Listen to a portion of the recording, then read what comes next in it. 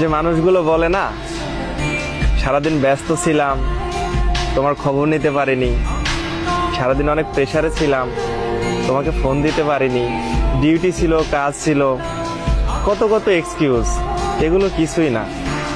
সে মানুষটা কিন্তু তৃষ্ণা লাগলে ঠিকই পানি খেয়েছে, সে মানুষটা ক্ষুধা লাগলে ঠিক খাবার খেয়েছে, কারণ সেগুলো তার প্রয়োজন ছিল। তুমি বুঝে নাও, তুমি মানুষটাকে সে প্রয়োজন মনে করেনি।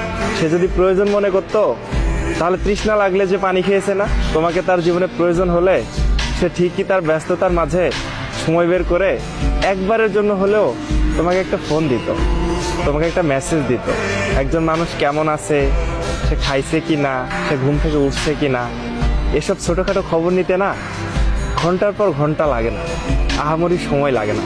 যদি তোমার কথা তার মনে পড়তো ঠিকই তোমার খবর নিত। এগুলো অজুহাত মাত্র।